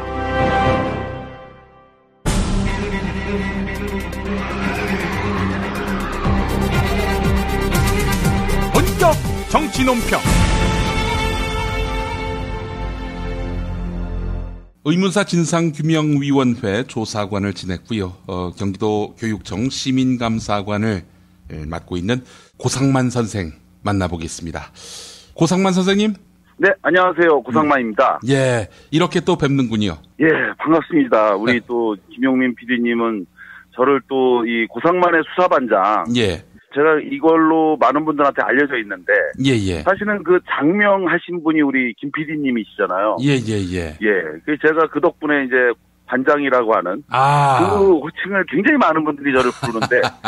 우리 또 김 PD님하고 다시 이렇게 또 김용민 브리핑에서 뵙게 돼서 반갑고요. 예, 가문의 영광입니다. 아이, 별 말씀도 하십니다. 그러면 우리 고 반장님으로 앞으로, 호칭하겠습니다. 네. 예. 자, 고 반장님, 오늘 어떤 이야기 해볼까요? 너무 이야기 하실 게 많아가지고 무엇부터 보따리를 풀어야 할지 모르겠습니다. 이제 제가 민주공화국에서 살고 있는 국민으로서. 예. 대통령을 비판하는 권리를 갖고 있는 것은 정말 당연한 거잖아요. 그렇죠. 그래서 앞으로 이 대통령과 관련해서. 또 더군다나 이제 여러 가지 이슈도 많이 만들어주시는 덕분에. 예. 또 저희가 또 깔 것도 많지 않습니까? 그렇죠. 그러니까. 예. 하나하나 잘 까면서. 정말 바르게 대한민국을 좀 이끌어갈 수 있도록. 그렇게 하려고 하는데. 오늘은 좀 이 이야기를 좀 하려고 하는데요. 어제가 이제 8월 15일. 바로 유경수 여사. 42주기 날이었는데. 그렇죠. 최근에 박근혜 대통령이 또 여러 가지 또 새로운 국민들에게 또 이슈를 제기한 게. 자기 부모를 잃은 과정에 대한 이야기를 사드 배치 관련해서 이야기를 꺼냈잖아요. 그래서 이 사드 배치와 관련해서 자기 부모 잃은 과정에서 이분이 말씀하시는 그 부모 잃은 과정에 대한 이야기를 좀 정리를 좀 할 필요가 있다. 그런데 이제 79년도 10월 26일 날 일어났던 아버지 사망 사건과 관련한 이야기는 전 국민이 다 아시는 얘기니까 이제 놔두고. 74년도 8월 15일 날 있었던 장충동 국립극장에서 있었던 8.15 광복절 관련해서요. 그때 이제 문세광이 유경수 여사를 쏜 걸로 많은 분들이 그렇게 그냥 알고 계신데. 그렇습니다. 과연 문세광은 정말 유경수를 쐈는지 이 부분에 대한 이야기를 오늘 좀 정리를 좀 확실하게 좀 하고 갈까 생각합니다. 의심할 여지가 있습니까? 사실은 이제 많은 분들이 당연히 문세광이 유경수 여사를 쐈다 이렇게 생각하는데요. 실제 내용은 그렇지 않았습니다. 이것에 대해서 많은 논란이 있는데 문세광은 정말 누구를 쐈는지 먼저 문세광에 대해서 좀 간단하게 좀 정리를 해보면요. 제1교포는 아니고 조총련계이다. 뭐 이런 정도가 이제 우리 뇌리 속에 남아 있습니다. 그것도 땡 틀렸습니다. 사실은 그가 조총련인지에 대해서는 전혀 확인된 바가 없습니다. 정확히 얘기하면 문세광은요. 제1교포 2세 출신인데요. 본적은 경상남도고 일본 오사카에서 태어나 일본에서 쭉 자랐죠. 그리고 많은 분들이 조총련으로 알고 있지만 실제로 문세광은 오사카 제1한국인 거류 민단 소속입니다. 그러니까 실제로는 대한민국 국적을 갖고 있는 민단 소속인데 이후에 이제 문세광을 체포했던 수사당국이 문세광에 대해서 공산주의 서적을 어려서부터 심취했고 그리고 72년도에 이른바 제1본 조선인 총연합회 약칭 조총련에 이제 포섭돼 갖고 그래서 이 사건을 일으켰다 이렇게 돼 있는데요. 실제로는 그렇지 않았습니다. 문세광은 실제로 무슨 일을 했는지 사건 당일을 좀 돌아가 보도록 하겠습니다. 74년도 8월 15일 아침입니다. 그날 29주기 광복절이 있었던 날인데요. 바로 그날 문세광은 조선 호텔에 묵고 있다가 아침에 조간신문을 통해 박정희 대통령이 광복절 기념 행사에 참석한다는 걸 확인한 후에요. 미제 389경 권총의 실탄 5발을 장전하고 나서 그리고 나서 국립극장으로 향하게 됩니다. 이렇게 국립극장으로 향했던 문세광이 이날 굉장히 좀 이해할 수 없는 일이 몇 가지가 있어요. 이게 다 우연이라고 얘기할 수 있는지 물론 이제 사건 처리 과정에서는 전부 다 우연이라고 됐는데요. 예를 들어서 문세광은 이날 입장이 허가된 비표가 없었습니다. 대통령 행사에 비표도 없는, 즉 초대받지 않은 사람이 그냥 입장을 했다는 것도 대단히 이상한 일이고요. 그리고 389경 권총을 허리에 차고 들어갔는데도 별다른 이제 그 검색도 없었어요.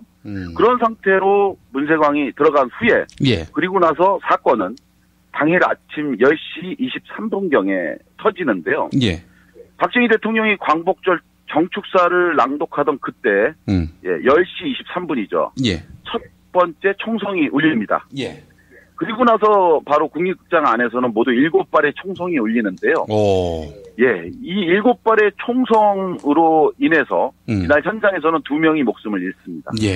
한 명은 알려진 것처럼 유경수 여사였고요. 그리고 또 한 명은 축가를 부르기에 참석했던 여고 2학년 장봉화 양이었습니다. 그런데 문제는 뭐였냐? 과연 이 사망한 두 사람에게 문세광의 총은 과연 이들을 향했느냐에 대한 논란인데요. 먼저 문세광이 이날 총을 쏜 것을 수사 당국에서는요. 모두 5발을 쐈다고 사건 후에 발표합니다. 7발이었잖아요. 7발인데 문세광이 5발을 장전하고 권총을 389경 권총 갖고 들어갔다고 말씀드렸잖아요. 그런데 현장에서는 모두 7발이 쏴진 거는 확실하고 그래서 수사당국은 5발은 문세광 그리고 2발이 청와대 경호실 직원들이 문세광을 저지하기 위해서 쐈다 이렇게 정리를 했습니다. 그런데 실제로는 그렇지 않았습니다. 실제로 문세광이가 사건 후에 체포가 되고 난 다음에 문세광의 권총의 실린더를 확인해 보니까 발사되지 않은 한 발의 총알이 그대로 남아 있었습니다. 즉 문세광은 5발을 쏜 게 아니라 4발을 쏜 거고요. 이 4발을 쏜 게 진실입니다. 그런데 여기서도 놀라운 건 뭐냐면요. 우리나라에서 굉장히 유명한 왜 그 근원 목소리라든지 납치 사건이나 이런 사건이 일어날 때 늘 그 음성을 분석해갖고 이 사람이 몇 살이고 어디 지역을 살고 있고 학력은 어느 정도가 되는지를 밝혀내서 정말 많은 분들에게 이 화제가 되고 있는 숭실대 소리공학 연구소라는 데가 있어요. 우리나라에서 소리와 관련해갖고 아주 전문가 집단인데 바로 이곳에서 사건 당일날 1974년 8월 15일 국립극장에서 울려 퍼진 7발의 총성에 대해 이것을 분석해봤습니다. 과연 이 총이 누구 것인가? 확인해본 결과 자 결론적으로 말씀드리면 이렇습니다. 그날 울린 7발의 총성 중에 문세강은 모두 4번 총을 쐈고 나머지 3번은 수사당국의 발표와 달리 청와대 경호실이 쏜 건데요. 예. 그러면 이때 쏜 문세광의 총탄은 모두 7번 중에 몇 번째인가? 첫 번째, 두 번째, 세 번째, 그리고 5번째가 문세광이 쏜 것으로 분석됐습니다. 그런데 이 4번의 총탄 중에 문세광이가 쐈던 첫 번째 총탄은 사실은 누구를 쐈냐면요. 자기의 허벅지를 쐈습니다. 아, 자기 허벅지를? 허리에 찼던 권총을 뽑다가 그만 오발 사고가 난 겁니다. 그러면은 이제 박정희 쪽으로 걸어갈 때는 이미 자기 허벅지에 그 총탄이 박힌 상태였군요. 관통해 갖고 총알이 지나갔죠. 그리고 나서 그 상태에서 쩔뚝이면서 이 행사장 통로로 달려 나옵니다. 그러면서 두 번째 총을 쐈는데 그 두 번째 탄은 어디로 박혔느냐면 바로 박정희 대통령이 연설하던 연설대에 박힙니다. 그리고 나서 세 번째 총을 또 쐈는데요. 그 세 번째 총은 불발탄이 됐습니다. 그리고 5번째 누군가 4번째 총을 쐈는데 그리고 5번째 총은 어디로 갔냐면요. 연단 위에 있던 태극기를 맞춥니다. 따라서 문세광은 이날 맞힌 사람은 자기 허벅지 외에는 누구도 맞힌 게 없다. 그런데 누가 그러면은 유경수 여사를 쏜 거냐? 이거에 대해서 숭실대 이 연구소에서 분석해본 결과 바로 이 총은 4번째 총성이 울린 후에 바로 유경수 여사가 피격된 걸로 분석합니다. 자, 구체적으로 살펴보면 이렇습니다.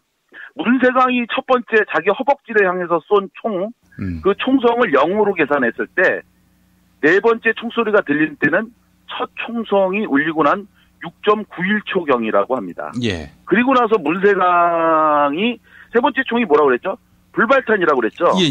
그러니까 더욱더 그런데 불발탄이 터지고 난 다음에 4번째 총성 울리고 그리고 약 0.17초가 지난 7.08초경에 유경수 여사가 마침내 총격으로 인해 앞으로 넘어지는 그 미동을 시작했다는 겁니다. 그러면서 이제 오른쪽으로 넘어진 거거든요. 많은 분들이 알고 있기에 문세광이의 총에 의해서 유경수 여사가 사망한 걸로 알려져 있지만 실제로 이것은 유경수 여사가 아니라요. 바로 문세광을 저지하기 위해서 문세광의 바로 뒤에 연단 밑에 있으면서 문세광의 바로 뒤에서 4번째 총을 쐈던 청와대 경호실 직원의 총알일 가능성이 매우 높다. 자, 그런데 여기서 이 이야기를 왜 제가 꺼내느냐면요. 이런 겁니다. 진실은 세월이 지나도 반드시 밝혀져야 되는데요. 이게 어떤 경위로 통해서 문세광이 이 유경수 여사를 맞춘 걸로 이렇게 고정돼 있느냐. 이거는 사실은 진실을 밝힐 필요가 있다. 문세광이 당시에 이 사건으로 인해서요. 74년도 12월 17일 날 사형을 확정받는데 사건 발생 후 불과 4개월 만입니다. 매우 빠른 속도로 3심 재판이 끝이 나갔고 대법원에서 확정 판결을 받았는데 이 사람이 사형받은 가장 결정적인 요인이 뭐냐면 유경수 여사에 대한 살인 혐의입니다. 그런데 만약에 실제로 유경수 여사를 이 문세광이 쏘지 않았다고 한다면 그럼 문세광은 실제로 자기가 한 행위보다 더 과한 처벌을 받은 거죠. 그렇죠. 그렇기 때문에 이 부분과 관련해서 진실이 무엇인지는 밝혀져야 되는데 이걸 가지고 제대로 진실은 밝히지 않고 만약에 이분이 정말 가슴이 시리도록 자기 부모님을 잃은 것이 고통스럽고 아프다고 한다면 누가 자기 어머니를 정말 숨지게 한 건지를 밝히려고 하는 노력은 없이 이대로 좋다 하면서 이 내용을 가지고 국민들에게 엉뚱한 사드 배치와 관련해서 국민적 반발이 높으니까 이것을 정치적으로 이렇게 이용하는 것, 이것은 더 나쁜 행위가 아닌가 이런 겁니다. 그리고 또 특히 이러한 주장, 이 문세광이 총을 쏴서 유경수 여사를 마치지 않았다고 하는 것을 입증하는 뒷받침하는 또 한 분의 중요한 증언이 있었습니다. 바로 그분이 누구냐면요. 사건 당시 1974년도 8월 15일 당시에 서울시경 감식계장으로 재직하고 있었던 이건우라고 하는 분입니다. 경찰관이죠. 서울시경 감식계장인데 이분이 1989년도 월간지하고 인터뷰를 하면서 내가 사건 당시에 바로 국립극장 사건 현장을 감식했던 경찰관인데 유경수 여사는 절대로 문세광의 총탄에 죽지 않았으며 이 사건이 수탁에 은폐되고 조작됐다. 이렇게 주장했습니다. 예. 그렇기 때문에 자, 이 사건의 진실이 뭔지에 대해서 밝혀내야지 그것을 밝히지는 않고 이것을 정치적으로 악용하는 것은 또 다른 문제다 이런 거고요. 예. 그리고 또 한 가지 이 이야기 나온 김에 한 가지 또 말씀을 드리면 더 가슴 아픈 사연이 또 하나 있습니다. 이 사건에. 바로 뭐냐면 아까 말씀드린 것처럼 사건 현장에는 유경수 여사 말고도 또 한 명이 숨졌잖아요. 예. 바로 이날 합창단원으로 왔던 여고 2학년 장봉아 양인데요. 예. 장봉아 양은 바로 연단 위에서 문세광을 저지하려고 했던 바로 청와대 경호실장 피스톨 박으로 널리 알려져 있는 권총 사격 아주 그 대단한 예. 사람으로 알려져 있는 이 피스톨 박 박종규 씨가 쏜 총이 문세광 씨가 아니라 장봉아 양을 맞춰서 현장에서 사망케 한 이런 사건이 있었거든요. 예. 그런데 이 사건에서 더 충격적인 건 뭐냐면 이후에 장봉아 양의 언니가 증언한 내용에 의하면요. 이 사건 이후에 장봉아 양은 국가로부터 아무런 배상도 받지 못했다고 합니다.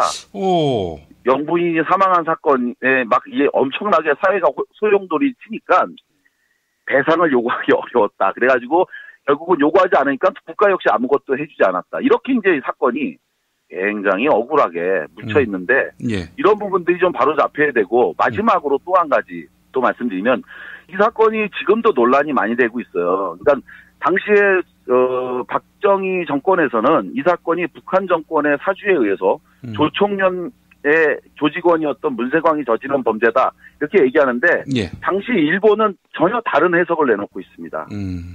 뭐라고 내놓았냐면 문세광은 조총련도 아니었고 민단 소속이었는데 자기가 굉장히 따르고 추종하던 김대중 당시 야당 대통령 후보를 지낸 김대중이 자기가 굉장히 존경했던 사람인데 이 사람이 이 사건이 일어나기 바로 1년 전인 1973년도 8월에 도쿄에서 납치가 되는 사건이 있었습니다. 당시 박정희 정권의 중앙정보부에 의해서 납치가 됐는데 바로 이 사건에 격분해갖고 문세광이 격분한 그 마음에 단독으로 자행한 범죄다. 그런데 이것을 73년도에 이제 도쿄에서 김대중을 납치한 것에 대해서 주권 침해로 일본 정부가 항의하니까 이것을 상쇄하기 위한 의도로 오히려 정치적으로 이 사건을 확장한 것이다라고 하는 논란이 있는데요. 그렇게 이 사건의 진실이 무엇인지 42년이 지났지만 여전히 해결되지 않고 오히려 그 42년 전 사건을 또 다른 정치적 이용을 하고 있는 그러한 문제는 안 된다라는 측면에서 오늘 본격 정치 논평 첫 번째 주제로 삼았습니다. 예, 궁금한 게 있습니다. 그렇다면은 결국에는 이제 유경수 여사가 청와대 경호실 쪽에 오발로 사망했을 가능성이 높다. 이런 말씀 아닙니까? 오발로 사망했을 가능성도 높은데 여기서 또 한 가지 의문이 있는 게 있습니다. 우리 김 PD님 만약에 사건 당일날 이렇게 누군가가 갑자기 나타나서 총을 쐈고 이로 인해서 영부인이 총을 맞아서 쓰러졌다. 그러면 그 행사 계속 해야 될까요 말까요? 하지 말아야죠. 당연한 이야기입니다. 누군가 체포된 문세광 외에 또 있을 수가 있는 겁니다. 얼마든지. 그렇죠. 그런데 이날 행사 문세광이 체포되고 유경수 여사가 서울대병원으로 후송된 후에 행사는 다시 진행이 됐고요. 그리고 박정희 대통령은 경축사를 끝까지 다 읽었습니다. 그리고 유경수 여사의 유품까지 챙겨서 유유히 떠났다고 합니다. 그래서 이 사건이 여전히 지금도 논란이 되고 있는 겁니다. 이 사건이 더 이상 공범이 없다라고 하는 것을 청와대 경호실은 알고 있었던 거 아니냐. 그리고 또 한 가지, 또 한 가지 놀라운 사실은요. 이날 당시에 있었던 내무부 장관, 경찰을 총괄했던 내무부 장관이라든지 이런 사람들 어떻게 돼야 될까요? 당연히 문책을 받아야죠. 어마어마한 사건을 일어나도록 방치했는데 그런데 그들은 다음에 다른 장관으로 오히려 영전해갖고 인사발령이 났습니다. 그들의 책임을 묻지 않았어요. 그래서 이 사건에 대해서 많은 호사가들 그리고 지금도 이 사건의 진실을 알고 있는 사람들 사이에서는 이것이 과연 어떻게 된 거냐라고 하는 논란과 의문이 있는데요. 이거는 이제 뭐 더 나가면 조금 아직 확인을 안 해봤기 때문인데 예. 반드시 한 번은 검증해야 될 필요가 있지 않나. 그리고 그 박근혜 대통령께서도 이 문제에 대해서 사실은 이런 얘기를 많이 해요. 본인은 슬픈 드라마를 보고 국민들이 눈물을 흘리는 걸 보면 자기는 이해할 수 없다는 이야기를 한 적이 있습니다. 예. 자기는 워낙 어려서 부모를 너무 아프게 잃어갔고 그래서 자기는 그 웬만한 슬픔에 대해서는 별로 공감이 가지 않는다. 저게 왜 눈물을 흘릴 일인가. 그 세월호 사건이 났을 때 이른바 눈을 오랫동안 껌뻑이지 않은 초능력을 보여줘서 전 국민을 경악해 한 사실이 있잖아요. 예. 그렇게 해서 한 방울의 눈물을 흘렸는데, 그래서 바로 이 본인이 이제 당했던 이런 엄청난 어떤 사건들 때문에 자기는 별로 누구의 슬픔을 봐도 크게 뭐 느끼지 않는다 이런 말씀을 본인 스스로가 직접 했었는데, 자, 이 사건에 대한 진실에 대해서 알고 싶어하는 사람들이 많이 있습니다. 그래서 지금이라도 진실을 좀 바로 밝혀서 이것이 무엇인지를 좀 알 수 있게 하는 것, 그것은 돌아가신 어머니를 위해서 꼭 필요한 일이 아닐까 이렇게 생각합니다. 저희가 자유롭게 이야기하고 또 자유롭게 평론할 수 있는 팟캐스트긴 하지만 이거 뭐 합리적인 의심, 의혹 제기도 참 신중해집니다. 그런데 확실한 것은 이 죽음이 문세광에 의해서 이루어진 것이 아니다라는 점. 이거는 뭐 사실은 여러 경로를 통해서 무수히 많이 의혹이 제기돼 왔던 거였고요. 그리고 실제로 저는 이렇게 생각을 합니다. 문세광이가 한 행위를 우리가 찬양하거나 옹호하는 건 아니고요. 다만 있었던 사실이 무엇이냐는 걸 가지고 의심할 자유. 그것은 민주주의의 핵심입니다. 따라서 문세광이 사형을 선고받는 데 있어서 결정적 이유가 됐던 이 유경수 여사에 대한 피격, 이거에 대해서 저는 재심이 반드시 필요하다. 그래서 누가 누구를 시해했고, 그리고 문세광은 그 상황에서 어떠한 죄를 범했는지 그에 따라서 또 적절한 처벌이 이루어지는 것이 옳은 거죠. 무조건 한 번 굳어진 것. 그리고 실제로 이것이 유경수라고 하는 영부인이 숨졌기 때문에 이거는 이대로 가도 좋다라고 한다면 누구의 목숨은 중요하고 누구는 그렇지 않습니까? 그래서 저는 이거에 대해서 규명하고 밝히는 걸 요구하는 것, 그 의심할 자유, 그리고 이미 확인된 여러 의혹이 있고 또 서울시경 감식회장인 이건우라고 하는 분이 생전에 남겼던 증언도 있지 않습니까? 이 부분과 관련해서 저희는 누구를 비난하거나 비방하기 위한 목적으로 있지 않은 허구의 사실을 제기하는 것이 아니라 여러 경로를 통해서 제기되고 의심된 부분들을 이번 기회에 여러분들도 좀 소상히 얘기하고 또 이게 나오게 된 근본 취지는 박근혜 대통령이 이 문제를 가지고 정치적으로 이용을 하시잖아요. 그러니까 얘기가 또 이슈가 된 거 아닙니까? 사실 민주화 인사들의 의문사만이 아니라 유경수 여사의 의문사도 한번 반드시 짚어야 되겠다는 생각이 드네요. 그거는 자식으로서 당연히 또 밝혀야 될 진실 아니겠습니까? 알겠습니다. 고상만 반장님 오늘 말씀 잘 들었습니다. 네, 고맙습니다. 술자리 많은 요즘 3차까지 달린 당신을 위한 필수품. 전창걸의 새싹 땅콩차. 이제 속쓰림은 잊으세요. 070-8635-1288 070-8635-1288 세계 최초의 미용 베개 바슈필로우를 아시나요? 아름다운 얼굴, 탱탱한 피부, 건강한 수면. 세계 최초의 미용 베개 바슈필로우가 도와드립니다. 검색창에 미용 베개 바슈필로우를 검색해주세요. 한국은 독재를 해야 돼. 하나님의 독재하셨어, 하나님. 이런 걸 해결하는 분이 고 박정희 대통령인 줄로 믿습니다. 특별히 전두환 사령관을 위해서 하나님 앞에 기도합니다. 누가 경제 살려달라고 대통령 세웠어? 우리가 장로님은 대통령 세울 때는 종북주의자 청결해 달라고 세운 거야.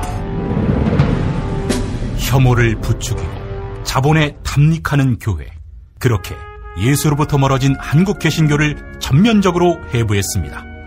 한국 개신교와 정치. 한국 개신교에서 가장 핫한 인물. 문화학 박사 김용민이 심혈을 기울여 만든 한국 개신교와 정치. 소명출판에서 나왔습니다. 오늘을 읽는 책. 문학평론가인 국민대학교 국문학과 정선태 교수와 함께합니다.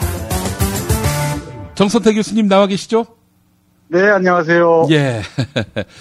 자, 교수님, 박근혜 대통령 때문에 안중근 의사의 족적 다시 부각됐습니다. 네. 이거 어떻게 보셨어요? 광복절 경축사. 네, 훌륭하신 분입니다.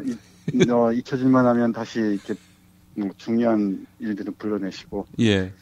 고맙기 그지없습니다. 예. 아직 그분은 대련이나 여순, 하얼빈 이런 곳을 가보지 않으신 것 같아요. 예. 이 뭐 당장 보더라도 하얼빈은 만주에 있고 루이스는 산둥반도 서해하고 마주한 그런 항구 아닙니까? 네, 삐죽 튀어나온 데죠. 예. 혹시 김 PD님은 대련, 여순구 가보셨나요? 저는 중국은 베이징하고 상하이만 가봤습니다. 거기를 가봐야 되는데. 그럼요. 거기 동아시아 역사의 살아있는 현장이죠. 예. 네, 거기 가면은 일본이 동아시아 특히 만주를 중심으로 중국 조선을 지배하기 위해서 관동군이 주둔했던 곳이죠. 예. 여기에 무시무시한 감옥이 여순 감옥이 그대로 남아 있습니다. 거기 가면은 안중근 의사라고 보통 얘기하는데 혹자는 의사라기보다는 독립의군 참모중장, 특파 대장의 자격으로 불러야 된다. 공인의 자격을 불러야 된다는 얘기죠. 예. 이렇게 얘기하는데 안중근 대장이 수감당했던 그곳이 아주 무시무시한 곳이 그대로 남아 있고요. 예. 처형장도 복원돼 있습니다. 제가 얼마 전에 중국 갔을 때 그곳을 들렸어요. 그런데 그곳이 지금 그 근처를 아파트 단지로 개발할 생각인 모양이에요. 네, 거기 가이드분하고 어떤 얘기를 하는데 안중근 선생이 1879년생이시죠? 예. 근데 황해도 해주에서 태어나셨습니다. 근데 그 근처에 안중근 선생 시신을 이렇게 버린 걸로 알려져 있는데, 이제 남쪽에서 안중근 시신을 뭐라 그러죠? 이렇게 모시고 싶다. 라고 얘기한 모양이에요. 예. 중국 쪽 답변이, 이건 북한 쪽과 얘기가 돼야 된다. 그래야 이게 발굴 작업을 할 수 있다라고 했던 모양입니다. 예. 이 안중근 선생을 남과 북에서 공이 함께 이게 존경하는 사람인데, 요즘 좀 덜한 사람도 있긴 한 모양입니다만, 남과 북이 함께 공동 조사를 해야 양쪽에서 양해를 해야 가능하다고 얘기하는데 참 참담한 현실입니다. 아직 유해가 중국 땅에 있는 거군요. 그렇죠. 어디 있는지 정확히 모르죠. 근데 그 근처라고만 어림잡는 모양입니다. 예, 알겠습니다. 자, 교수님 오늘 어떤 책을 살펴볼까요? 안중근 선생에 관한 책들은 뭐 여러 가지 나와 있습니다. 안중근 선생이 직접 쓴 자서전도 있고요. 예. 그리고 잘 알려진 여순 감옥에서 쓰다가만, 물론 이제 미완이지만은 아주 걸작인 동양 평화론이라는 짤막한 책자도 있습니다만, 제가 오늘 주목하고 싶은 건 좀 낯설 텐데, 혹시 김 PD님 안중근 선생 아드님들 어떻게 되셨는지 혹시 아십니까? 과문합니다. 제가 모르겠습니다. 우리 김 PD님이 아는 게 별로 없는 모양이에요. 예, 그렇습니다. 교수님 앞에서는 제가 뭐. 죄송합니다. 안중근 선생의 아들이 안분도, 그리고 안준생, 따님으로 안현생, 이렇게 있는 걸로 알려져 있습니다. 큰아들인 안분도는 7살 때인가 독살된 것으로 알려져 있고요. 그리고 둘째 차남인 안중생 씨는 일제에 굴복해서 아주 참담한 삶을 산 것으로 알려져 있습니다. 오늘은 안중근 선생의 아들 차남인 안준생 씨의 삶의 일면을 그린 역사의 바탕을 두면서도 약간 허구를 가미한 이토 히로부미 안중근을 쏘다라는 짤막한 소설을 소개하도록 하겠습니다. 아니, 안중근이 이토 히로부미를 쐈는데 책 제목이 이토 히로부미 안중근을 쏟아내요. 네, 그렇죠. 반어이자 역사적 현실인 것 같기도 하고요. 예, 예. 예, 이 책은 그 역사학자인 이태진 교수와 그리고 안중근 선생의 어머니시죠. 조마리아 여사의 후손인 조동성 교수 함께 쓰고 예. 소설을 쓰시고 하는 그 김성민 씨가 약간 덧붙인 형태로 간행돼 있습니다. 예. 예. 근데 이 책을 읽으면 참 여러 착잡해집니다. 여기 등장하는 인물은 역시 안중근 선생 등장하고요. 예. 김구 선생도 등장하고. 아. 그리고 이 안중생 씨가 이제 그 중심 인물이죠. 그리고 뭐 미나미 지로도 등장하고. 예. 총독이었죠. 7대 총독이었던 미나미 총독. 그리고 그 이제 안중근 가족들을 밀착 감시하던 그 경찰도 등장하고. 예. 그렇습니다. 근데 소설의 핵심은 뭐 여러 가지 있겠지만은 먼저 안중근의 후손들, 특히 차남 안중생의 삶에 초점을 맞춰서 보는 게 일단 옳을 것 같습니다. 예. 혹시 그 차남 안중생의 삶들에 대해 들어본 적 있으십니까? 전혀 없습니다. 예. 그분에게 아들이 있었다는 것도 오늘 처음 알게 됐습니다. 예. 이 안중생 씨의 삶이 평탄하지 않았겠죠? 예, 예. 그래서 이 상하이에서 살다가 먼저 쪽으로 다니다가 뭐 장사를 하고 그랬던 모양입니다. 예, 예, 예. 근데 끝없이 일경의 감시가 따라붙었을 테고요. 예, 예. 또 일본 쪽에서는 어떻게든지 이 안중근의 가족의 삶을 자신들 쪽으로 회유해서 일단 일본 지배의 정당성을 증명하고 하려 했을 테고요. 예, 예, 예. 등등의 여러 가지 뭐 공작들이 있었던 것 같습니다. 예. 네. 그래서 끝내 이런 일본의 회유에 말린 모양이군요.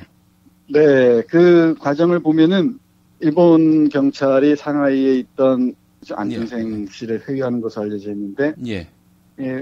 역사적 사실을 보면은 1939년 10월이죠. 예. 10월에 조선에서 환대를 받고, 그 이토 히로부미의 아들인 네. 이토 품기치를 만나는 것으로 알려져 있습니다. 신문에 실린 역사적 사실입니다. 예, 예, 예. 네, 여기 소설에서는 이토 히로쿤이라고 나오는데요. 예, 예, 예. 그리고 그 아들을 만나서 사죄를 하고 방문사라고 있었습니다. 예, 예. 이게 출판사 이름이 아니고요. 예. 지금 신라호텔 자리에 있었던 예. 이토 히로부미를 모시는 신사였습니다. 아. 이토 히로부미를 모시던 그 신사인 방문사에 가서 향을 드리고 사죄한 것으로 알려져 있습니다. 아이고, 이런 굴욕이. 네. 그리고 난 다음에 이제 일제 쪽에서는 뭐 대대적인 회유와 뭐 또 전시 효과를 노렸겠죠. 예, 광고 예, 효과를. 예. 대대적인 물질적 지원을 했을 테고요. 그 과정에서 철저하게 이용당하는 것으로 알려져 있습니다. 예. 그래서 그 이후의 삶은 일제가 뭐 보장해 줬습니까?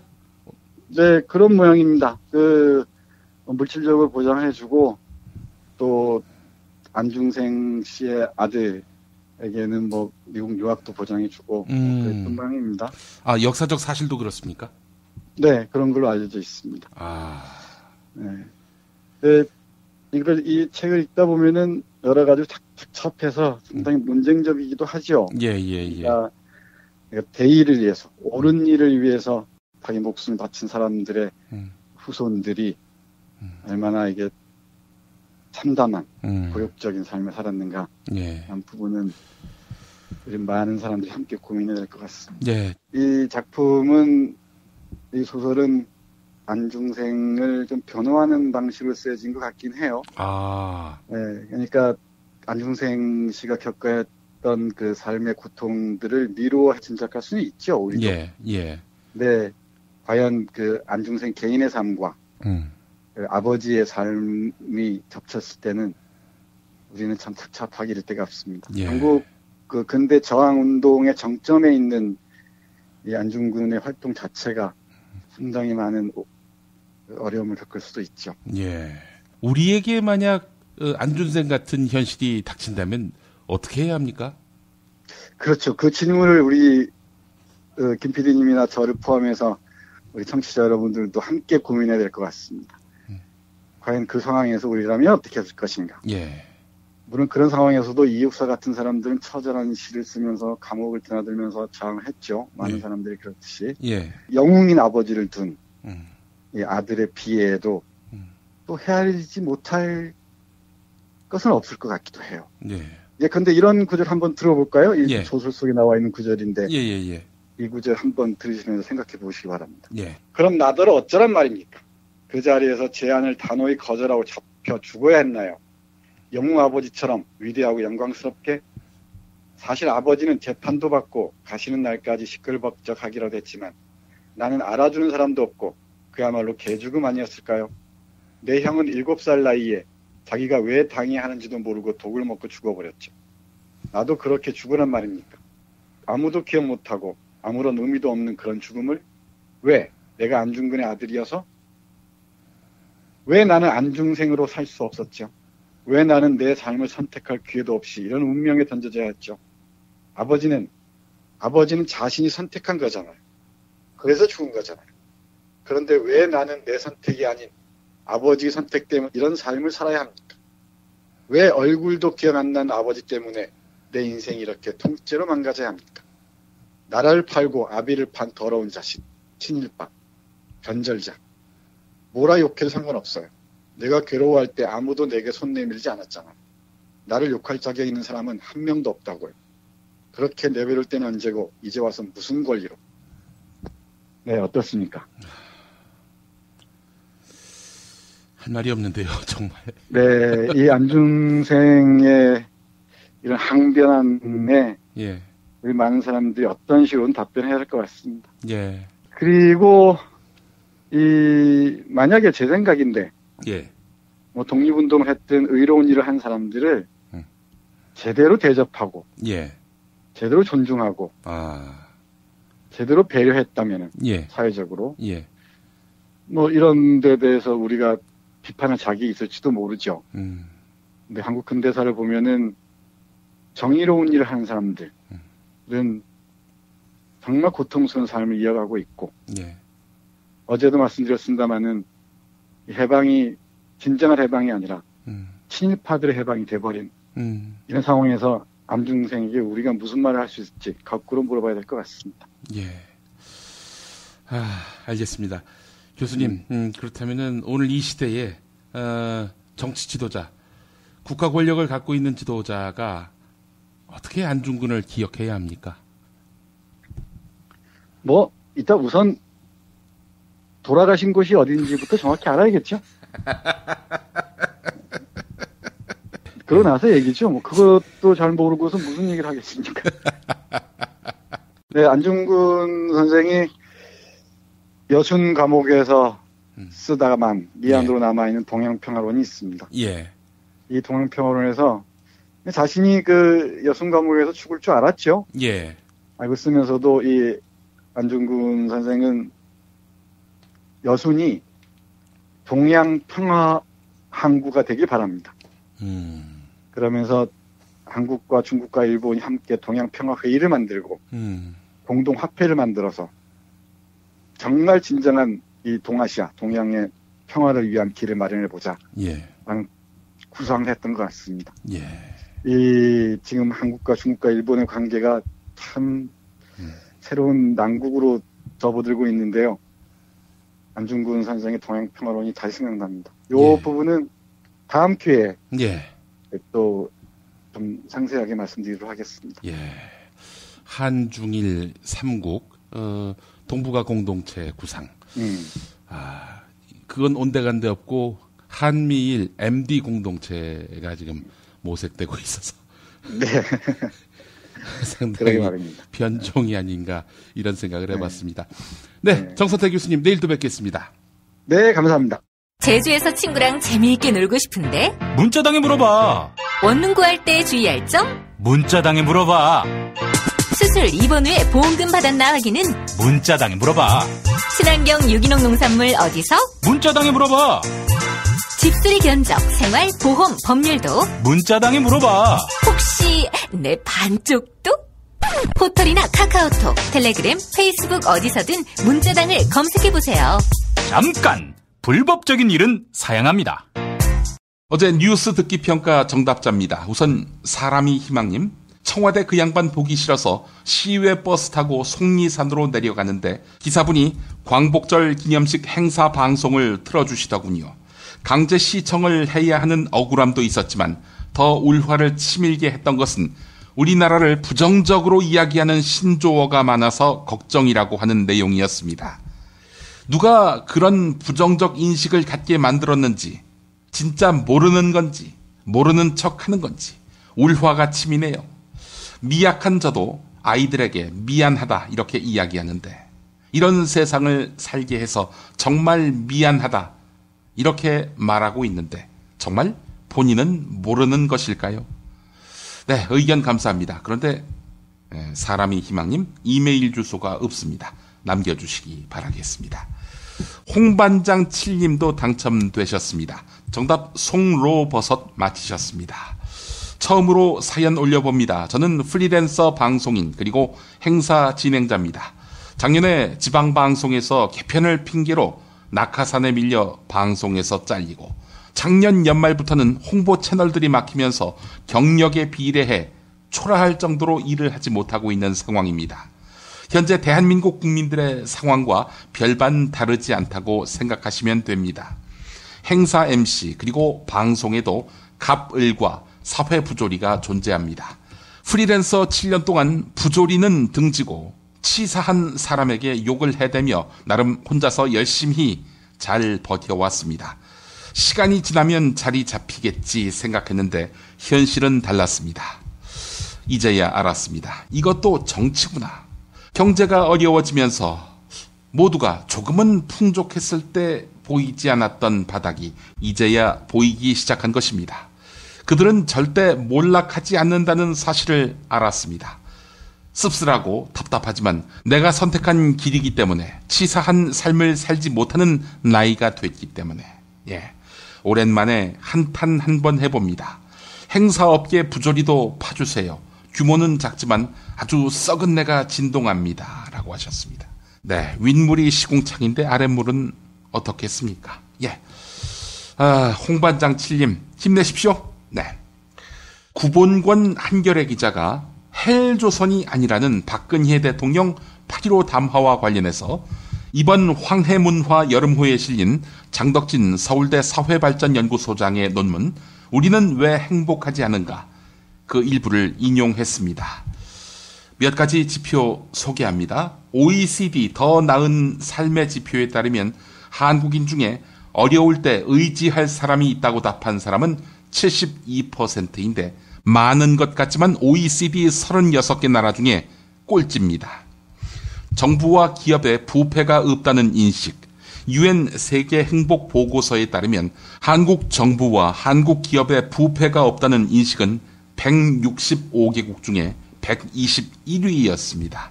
우루과이라든지 보츠나와보다 밀린다고 합니다. 지난 10년 동안 아무런 개선이 이루어지지 않았다고 하는군요. 세계 행복 보고서의 한국 의사결정 자유는 165개국 중에 127위였습니다. 프리덤 하우스 2015년 언론자유 평가를 보면 2014년부터 연속으로 2등급으로 떨어졌다고 합니다. 프리덤 하우스는 게다가 박근혜 대통령의 정치적 반대자들에 대한 위협이 늘어난 것과 세월호 참사 이후 대통령 비판 여론에 대한 탄압, 이것이 문제라고 짚었습니다. 관용성과 관련한 세계 행복보고서 자료를 보면 한국의 관용성은 마이너스 0.048%로 145개국 중에 84위였습니다. 세계 가치관 조사에서 자녀에게 관용성을 가르쳐야 한다는 응답은 한국이 45.3%로 조사한 52개 나라 중에 꼴찌였습니다. 르완다보다 낮은 수치입니다. 네, 이쯤 되면은 헬조선 과한 표현이 아닌 셈이지요?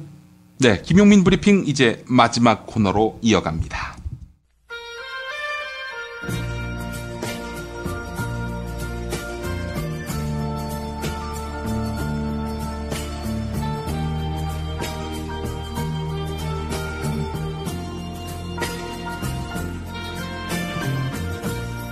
여러분 안녕하십니까? 여러분의 DJ 이종황입니다.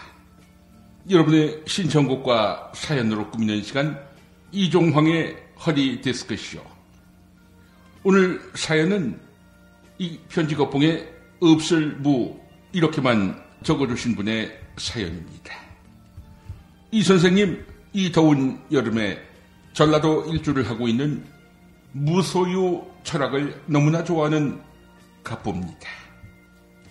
무소유를 좋아하는데 갑부라고 하시네요. 이분 더위 먹은 모양입니다. 헛소리 하시는 거 봐서 말입니다. 사연 계속 읽겠습니다. 이 선생님, 언젠가 제가 지나가는 말로 콜트콜텍이라는 기타 만드는 회사가 노조 때문에 망했다고 했습니다.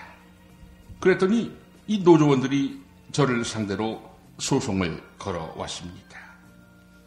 재판부가 저보고 노조원들에게 사과를 드리라고 했는데 폼이 구겨지지 않겠습니까? 또 저에게는 보수 정치의 아이콘이라는 이미지가 있는데 노조한테 고개를 숙이면은 이 모양새가 빠질 수밖에 없는 겁니다. 이 선생님, 어떻게 하면 좋을까요?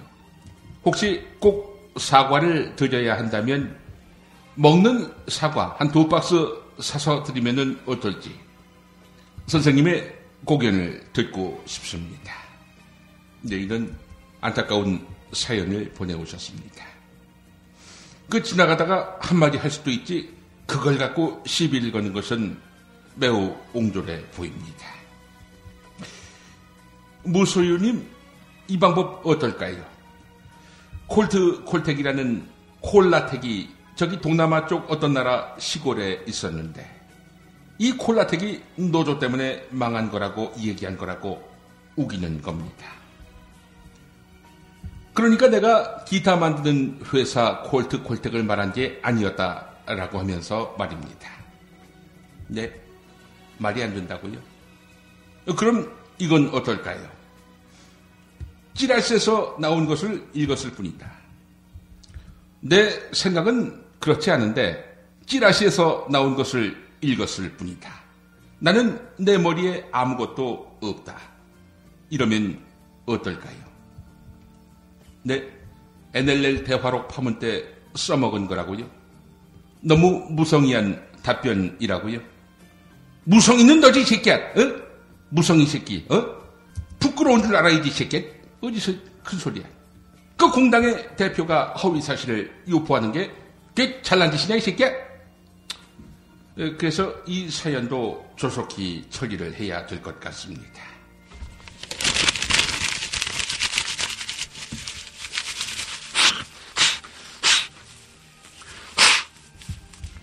여러분의 신청곡과 사연으로 꾸미는 시간, 이종황의 허리 디스크쇼.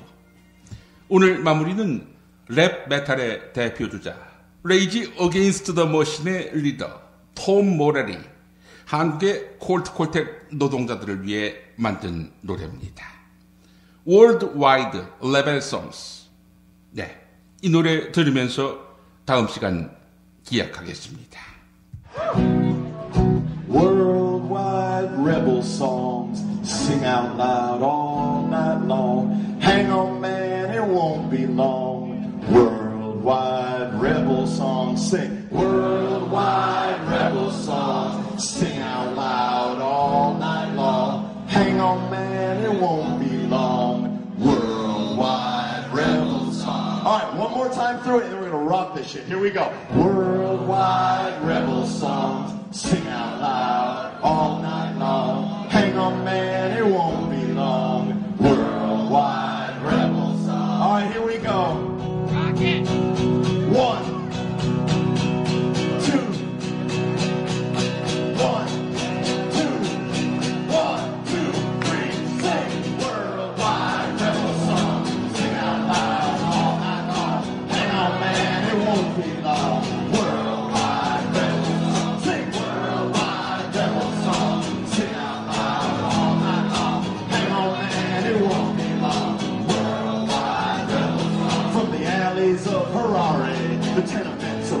town with his voices raised and barricades. Believe me, man, I'm down. Tyrants, bloodsuckers, and bagmen got us picking through the crumbs. Raise your voices all together. Governor Walker, here we come. Sing worldwide rebel song. Sing out loud all night long. Hang on, man, it won't be long. Worldwide rebel song. Worldwide rebel song. Sing out loud all night long. Hang on, man, it won't be long. Worldwide rebel song. From the hollowed pubs of Ireland, Nairobi sprawling slums. In Madison, open fire with a guitar, bass, and drums. Down in Gaza, down in Fresno, out your door and down your street. Are you gonna stand around, or are you gonna be free? Sing worldwide rebel song. Sing out loud all night long. Hang on, man, it won't be long. Worldwide rebel song. Sing worldwide rebel song. Sing out loud all night long. Hang on, man, it won't be long. Here comes the bridge, so get out. When the harmonica solo comes, I want everybody to scream your lungs out. You ready? Here we go. Let's do it.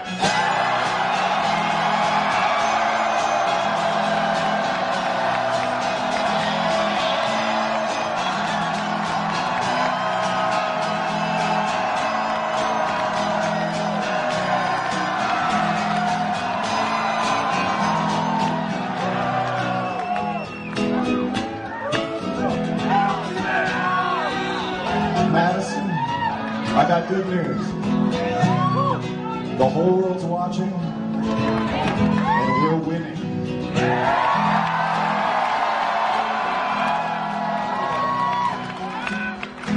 Here we go. I was born here and I'll die here. You can't drive me away. Freedom's train has left the station, and it's pulling in today. We won't be coming home tonight, love. The fight has just begun. Raise your voices all together. Governor Walker, here we come. Sing worldwide rebel song. Sing out loud all night long. Hang on, man, it won't be long. Worldwide rebel song. Sing worldwide rebel song. Sing out loud all night long. Hang on, man, it won't be long. Worldwide rebel song.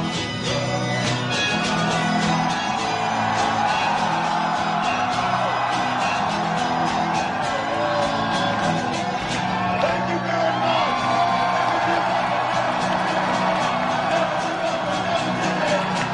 Never give up, never give up. Take it easy, but take it.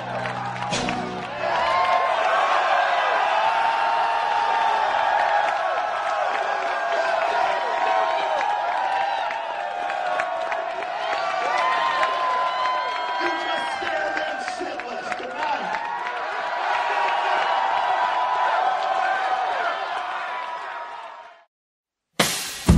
김용민 브리핑과 함께한 시간 어떠셨어요? 다음 시간에도 보다 바르고 알차며 즐거운 정보로 여러분을 찾아가겠습니다. 팟캐스트 포털 팟빵에서 다운로드하기, 구독하기, 별점 주기, 댓글 달기로 응원해주세요. 잊지 마세요. 다운로드하기, 구독하기, 별점 주기, 댓글 달기.